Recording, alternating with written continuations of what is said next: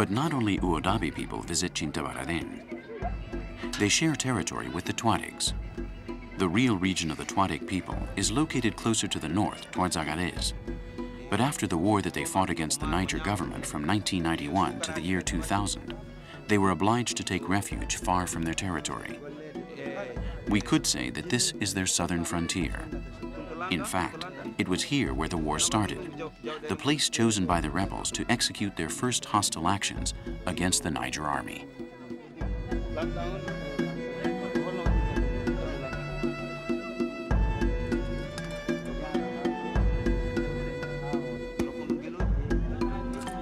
Chintabaraden has only one long street with 2 shops that sell Coca-Cola and stalls where the nomadic people can buy some small items.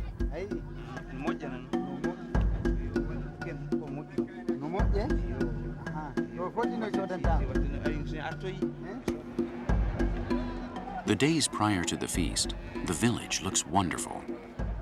The Uodabi go to the market to buy things to decorate their clothes. They sell the unproductive cows or goats and buy bracelets, bird feathers, strings for necklaces, and colored fabrics.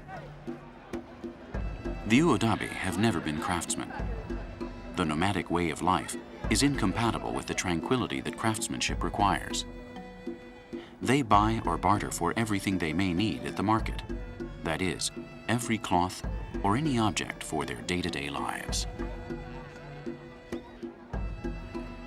Mama and his colleagues in the association are trying to change this situation. They have created some craftsmanship workshops so that they do not need to depend on manufactured objects so much.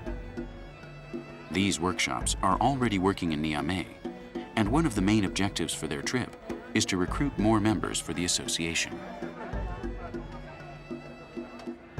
The road ends in Chintabaraden. From here to the north, a wide space of virgin plains opens up, which is the real home of the men who we see walking around the market. From here on out, Hamidu and Mama will walk their way to where the family's camp is settled.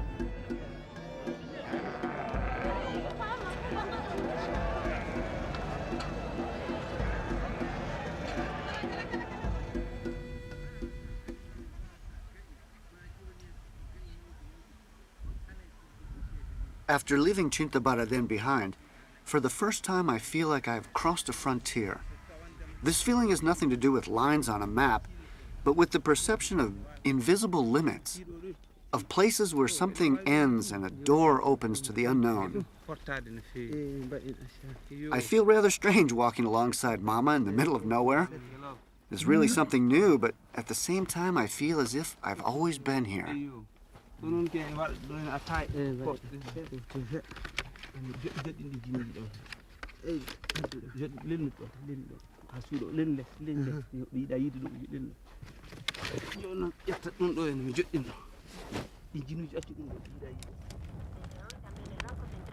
Deja definitivamente su condición de instituto emisor y lo propio ocurrirá con la Casa de la Moneda.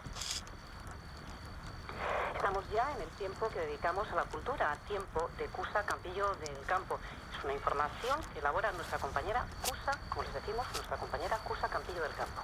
Voces de Europa cantan hoy en Santiago de Compostela. Se trata de una coral de la que forman parte chicos del 316. What are you listening to on the radio? It is the Spanish radio. I can only tune into it at night. And tell me, Hamidu, what about Spain? What do they think about our people there? It is really different. In Europe, people think we don't have any food or any culture. They know nothing about Africa. But Africans do not know anything about Europe either. In Spain, there are thousands of Africans that cross the ocean by boat, and upon arrival, they find themselves with no legal papers or work. It's not easy at all to earn your life there. People think they will become rich very quickly, but the truth is that you'll be very lucky if you get a job in a house. I live in Vitoria, in northern Spain, and people there respect immigrants. It's not the same in other places of Spain and Europe. You must be very careful when you walk along the streets. Also, you have to be careful not to get angry if someone insults you or treats you like an animal. After 2 days of walking along the savannah, Hamidu and Mama finally reached the camp. It was not easy to find. Although during the rainy season people move less frequently, it is quite rare that they stay in the same place for more than 2 weeks. As they walk, they have been asking other nomadic people for information about Mama's family's location. The Uodabe are not very warm when it comes to welcoming people. Mama has not seen his family for several months, but nothing indicates that they have been separated for so long. For Hamidu, this is a deep emotional moment. Although he seems quite distant, Mama has been talking about his family these last few days. Lame and Tamaril, his children, his mother. He has expressed how much he wished to see them again. He has talked about them so much that Hamidu could easily recognize them even without previously being introduced.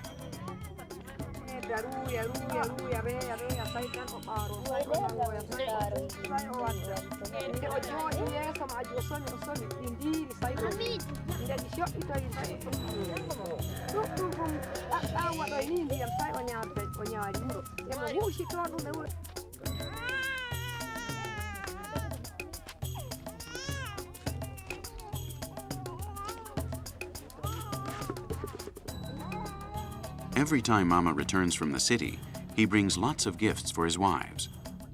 Lame likes necklaces and earrings. Tamaril prefers bracelets. His grandmother loves those large pieces of cloth imported from Indonesia or the Philippines.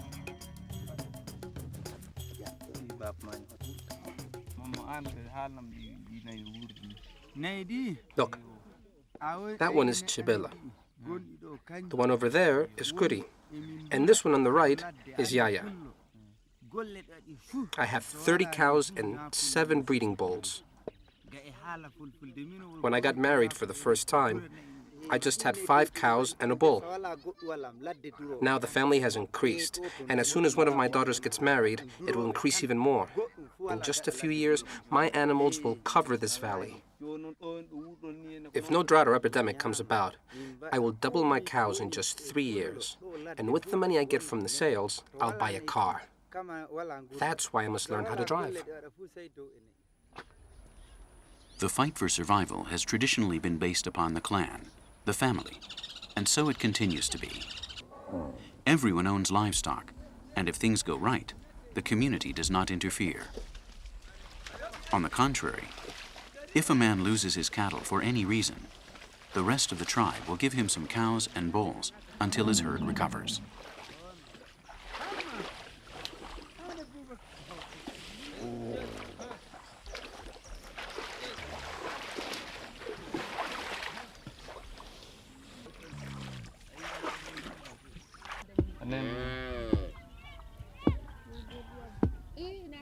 Mama's family planned to stay there for a few days, until it was time to travel to the place where the feast was to be celebrated.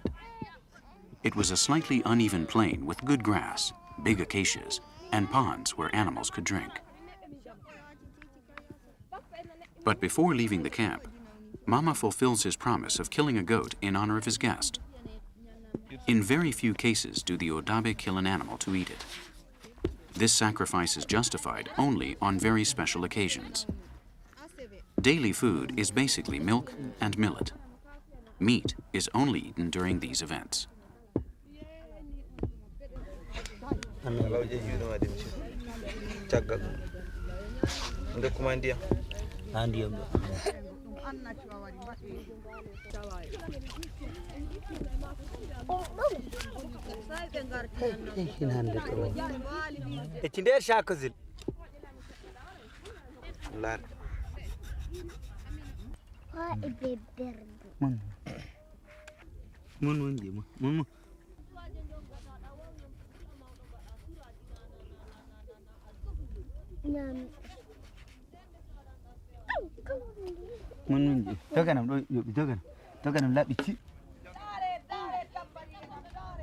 Mama never had problems when choosing a wife. Shortly after his first marriage, he was already considered a good match, one of the best choices within many kilometers around. He was a worldly man living in Niamey, with a lively attitude that made him the most promising male of his clan. When he married his third wife, he had to pay 2 cows for her, which would later become the girl's mother's property. Women are the owners of their cows, except the Sudu women. It's quite surprising that a society that makes women carry out the hardest tasks allows them to own their own tent, their cows, and also have a number of rights.